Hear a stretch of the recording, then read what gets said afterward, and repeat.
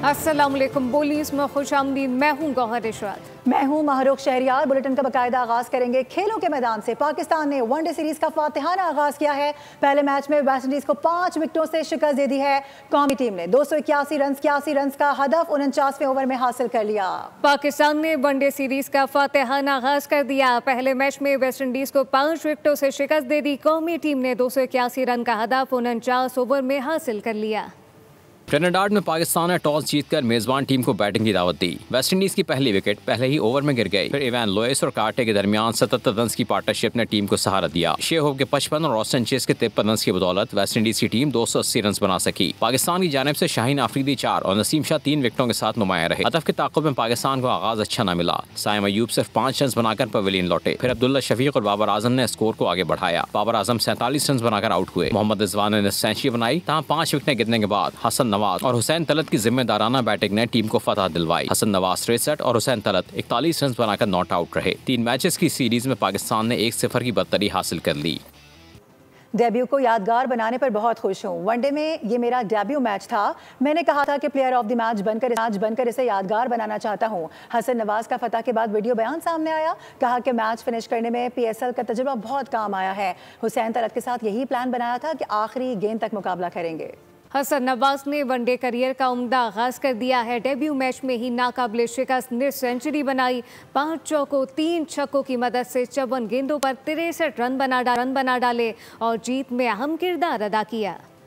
जबकि दूसरी जानिब आयरलैंड वुमेन्स ने पाकिस्तान को दूसरे T20 में भी हरा दिया है। 169 रन का हदफ आयरलैंड ने आखिरी गेंद पर हासिल कर लिया। रबीका स्टोकल ने 16 गेंदों पर 34 रन की जारहाना इनिंग्स खेली। आयरलैंड वुमेन्स को 3 मैचेस की सीरीज में 2-0 की फैसला कुन बर्तरी हासिल हो चुकी है। पाकिस्तान वुमेन्स ने पहले खेलते हुए 6 विकेटों पर 168 रन बनाए थे। दीगर खबरें शामिल करेंगे। अम का एक और माहिदा डोनाल्ड ट्रंप के नाम हो गया है। अमरीकी सदर की मेज़बानी में अज़रबैजान और आर्मीनिया ने तारीखी अम माहिदे पर दस्तखत कर दिए। डोनाल्ड ट्रंप ने जोर दिया कि अब दोनों ममालिक कारोबार में ताल्लुकात इस्तेमाल करें, सिफारतकारी से मसाइल हल किए जाएँ। आज़री सदर अमरीकी हम मनसब को नोबल अनम देने के लिए सिफारिश कर गए।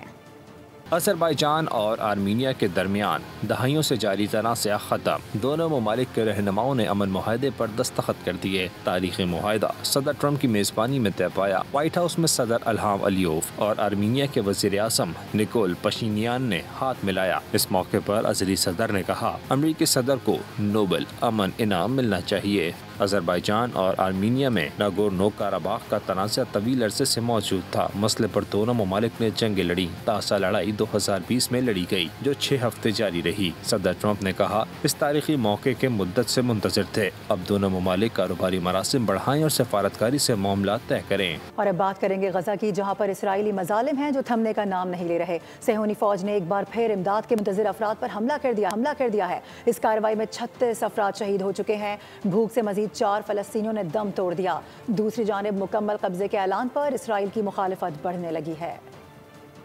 गजा पर मुकम्मल कब्जे के ऐलान के साथ ही इसराइल ने कत्लेआम शुरू कर दिया। एक बार फिर इमदाद की आस में खड़े अफराद पर बमबारी कर दी। हमले में 21 अफराद मौके पर ही शहीद हो गए। 24 घंटों के दौरान भूख से मजीद 4 अमवात रिकॉर्ड की गयी। गजा की वजारत सेहत के मुताबिक गजाई किल्लत से अमवात की मजमूई तादाद 201 हो चुकी है। दूसरी जानिब इसराइल के काबिज होने के ऐलान की मजम्मत बढ़ने लगी। बरतानिया, ऑस्ट्रेलिया, जर्मनी, इटली, न्यूजीलैंड के वज़ाए ख़ारजा ने मुश्तरका बयान जारी कर दिया, जिसमें इसराइली फैसले को मुस्तरद किया गया है। जोर दिया गया कि 2 रियासती हल ही क़याम अमन का वाहिद रास्ता है। इसराइली फैसले के खिलाफ जर्मनी ने भी रद्द-ए-अमल दिया। जर्मनी ने इसराइल को गजा में इस्तेमाल होने वाला असलहा बरामद करने से इनकार कर दिया। इसराइल का वहशियाना चेहरा दुनिया के सामने बेनकाब हो गया है। गजा पर एक और रिहायशी इमारत पर बम बरसाए। अल जैतून के इलाके में यासीन नामी फ़लस्तीनी शहरी की कसीरुल मंजिला इमारत को निशाना बनाकर मुकम्मल तबाह कर दिया। आग करीबी घरों तक फैल गई। फ़लस्तीनी शख्स चीखता चिल्लाता रहा, दुहाइयाँ देता रहा। और अब आपको बताएं कि कराची में पुलिस चौकी पर फायरिंग का दिल खराश वाकया रिपोर्ट हुआ। कोरंगी क्रॉसिंग नदी के करीब मुसल्लह अफराद ने अंधाधुंध गोलियां बरसाकर एक शख्स को मौत के घाट उतार दिया। पुलिस एहलकार समेत 3 अफराद जख्मी हो गए। कराची में जुर्म थम न सका। पुलिस को चाय वक़्वा से 9mm पिस्तौल के 22 खौल मिले। पुलिस के मुताबिक कुरंकी क्रॉसिंग के करीब नदी पर वाक़े पुलिस चौकी के बाहर पुलिस एहलकार हनीफ दोस्तों के हमरा बैठा था जब नामालूम मुल्ज़िमान ने अचानक फायरिंग कर दी। वाक़े में शहरी अब्बास जाँ बहक, पुलिस एहलकार हनीफ, सद्दाम और एक राहगीर जख्मी हो गए। SSP कुरंकी तारिक नवाज कहते हैं चाय वक़्वा से 9mm पिस्तौल के 22 खौल मिले हैं। अफसोसनाक वाक़े की मज़ीद तहकीकात जारी हैं। वाक़या पेश आया है जिसमें पुलिस एहलकार हनीफ जो है वो जख्मी हालत में पहुँचाया गया जो जिसमें इलाज चल रहा है, जबकि इसमें एक बंदे की हलाकत की इतला है और एक बंदा शदीद जख्मी है। टोटल 3 बंदे जो हैं नाकाम बना दी है। भारतीय हिमायत याफ्ता 33 खवारिज बासिल जहन्नुम किए गए। ISPR के मुताबिक 7 और 8 अगस्त की दरमियानी शब पाक अफगान सरहद पर बड़ी तादाद में खवारिज की नकलो हरकत का सुराग मिला। दहशतगर्द जिला युग के इलाके संबाजा से पाकिस्तान में दाखिल होने की कोशिश कर रहे थे। दहशतगर्दों के कब्जे से भारी मिकदार में असलहा गोला बारूद बरामद कर लिया गया। कार्रवाई पर सदर, वज़ीर आज़म, वज़ीर दाखिला ने फोर्सेस को खराज तहसीन पेश किया। जबकि दूसरी जानिब सक्खर में CTD और सिक्योरिटी इदारों की कार्रवाई, बड़ी तादाद में असलहा और हैंड ग्रेनेड बरामद किए गए हैं। 4 मुल्ज़िमान को गिरफ्तार कर लिया गया है। CTD के मुताबिक मुल्ज़िमान दहशतगर्दी की मनसूबाबंदी कर रहे थे। गिरफ्तार मुल्ज़िमान के कब्जे से Kalashnikov, hand grenade, revolver, repeater, 10 pistols और सैकड़ों गोलियां बरामद कर ली गई हैं। मुल्ज़िमान के कब्जे से 23 असलहा लाइसेंस भी बरामद हुए हैं। लाहौर एयरपोर्ट पर मंशियात स्मगलिंग की कोशिश नाकाम बना दी गई है। अल्लामा इकबाल एयरपोर्ट पर गैर मुल्की मुसाफिर के बैग से 15 किलोग्राम से ज़ायद मंशियात बरामद की गई। ये शख्स बैंकॉक से पाकिस्तान आया था। कस्टम हुकाम के मुताबिक मखसूस मुसाफिर की रैकी जारी थी। मशकूक मुसाफिर बैनुल-अक़वामी आमद के ग्रीन चैनल से सामान के बगैर गुजर गया था। और मुल्तान में खून सफ़ेद हो गया। लाड़ के इलाके में सफ़ाक बाप ने शादीशुदा बेटी और 3 नवासियों को छुरिये के वार करके मौत के घाट उतार दिया है। मकतूलीन में 27 साला इरशाद बीबी, 3 साला मोहम्मद अली, 2 साला अहमद अली और 2 माह की महनाज शामिल है। पुलिस के मुताबिक वाक़या रिश्ते के तनाज़े पर पेश आया। मुलजिम गिरफ्तार कर लिया गया है। आले कत्ल भी बरामद हो गया। DG ISPR की रावलपिंडी मेडिकल यूनिवर्सिटी में तुलबा से खुसूसी नशिस्त का एहतमाम किया गया। तुलबा ने अफवाज पाकिस्तान से भरपूर यकजहती का ऐलान करते हुए कहा कि वतन दुश्मन अनासिर जितनी भी कोशिश कर लें मगर नौजवान नस्ल को अपनी अफवाज से दूर नहीं कर सकते। और यही वजह है कि 12 को फोकस करने के बाद सिर्फ 6 को गिराया गया। नॉट ओनली कि सिर्फ एक सेशन होता but he was so concerned to hearing what is youths inside, वो क्या चाहते हैं, what are their questions, he address them very well. It was a very informative session और जिस तरह से उन्होंने हमें बताया the battle against the misinformation in this age of technology. बहुत सी कन्फ्यूजन्स थी जो इस सेशन में आज क्लियर हुई हैं। एक ऐसी कन्फ्यूजन जो हमेशा से मेरे जहन में रही वो ये कि पाकिस्तान में ही क्यों टेररिज्म के बारे में सुन रहे हैं, आखिर इसके असल चैलेंजेस क्या हैं और इसमें आर्मी का रोल क्या है। इसमें मेजर इश्यूज जो आज डिस्कस हुए उनमें फितनतुल खवारिज का इशू था, फितनतुल हिंदुस्तान का इशू था, KPK के टेररिज्म का इशू था।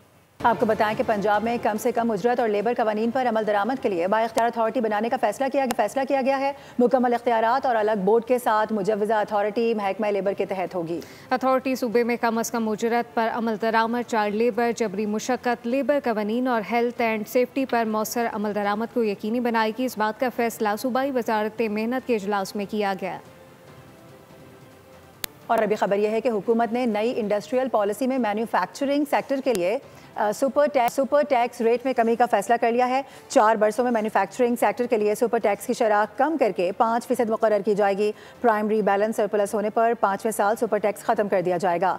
रवा माह के दौरान वफाकी काबीना से नई इंडस्ट्री पॉलिसी की मंजूरी ली जाएगी। लाहौर में प्राइस कंट्रोल कमेटियां सब्जी फ़रोख के मुकर्रर निर्ख यकीनी बनाने में नाकाम हो गई हैं। दुकानदार मर्जी की कीमत पर सब्जी फल फरोख करने लगे। गोभी का सरकारी रेट 110 रुपये है लेकिन 180 रुपये फ़ी किलो में मिल रही है। मज़ीद क्या तफसीलात हैं अफजाल अब्बासी से जानते हैं। जी अफजाल। बिल्कुल इस वक्त में मौजूद के शादमान बाज़ार में और ख़रीदारों का एक ही शिकवा है कि जो सरकारी रेट लिस्ट है उस पर जो है वो दुकानदार जो हैं वो सब्ज़ियाँ और फल जो हैं वो फ़रोख्त नहीं करते। जब दुकानदारों से बात की जाती है तो वो कहते हैं कि क्वालिटी का जो है वो डिफरेंस आ जाता है। ख़रीदार हमारे साथ मौजूद हैं। सर बताइएगा कि क्या, और इसी तरह आप सब्जियों पे आ जाएँ, चिकन पे आ जाएँ तो ये सारी चीज़ें के नाम है दिन ब दिन महंगी हो रही हैं। ये कहना है कि जो मियारी सब्जियां हैं उनकी कीमत ज़्यादा होती है, जबकि जो सरकारी रेट लिस्ट के मुताबिक चीज़ें हैं उनका मेयार जो है वो सही नहीं होता, जिस वजह से सरकारी रेट दुकानदार को कहना है। रुक करेंगे इस्लामाबाद का, जहां को स्मोक से पाक करने का मिशन जारी है। वफाकी दारुल हुकूमत में पहला व्हीकल सेंटर कायम किया गया है। गाड़ियों की तवील कतारें वहां पर लगी हुई हैं। शहरी गाड़ियों के फिटनेस सर्टिफिकेट लेने के लिए घंटों का इंतजार करने पर मजबूर हो गए हैं। वहां पर सूरत हाल क्या है, मोहम्मद आलिजा बता रहे हैं। जी आलिजा। की वज़ीर दाखिला कुछ अर्सा कबल हमारे साथ गुफ्तगू में ये कहा था कि इस्लामाबाद को भी स्मोक के ख़तरात लागू हैं, पंजाब के बाद इस्लामाबाद का रुख भी कर सकती है। तो उसी के पेश नज़र एक कमेटी भी कायम की गई थी जो इस्लामाबाद को स्मोक फ्री बनाने के लिए इक़दाम कर रही है।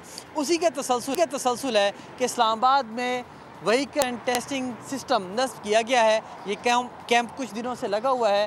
शहरी अपनी गाड़ियाँ यहाँ पर ला रहे हैं, चेक करवा रहे हैं। हमारे साथ एक शहरी मौजूद हैं, इनसे गुफ्तगू करते हैं कैसा इक़दाम है। हम देख रहे हैं बड़ी तादाद में लोग आ रहे हैं, सैकड़ों की तादाद में अभी भी एक तवील कतार लगी हुई है, टेस्ट किया जा रहा है गाड़ियों की। लाइन लंबी है और ये पॉइंट एक है।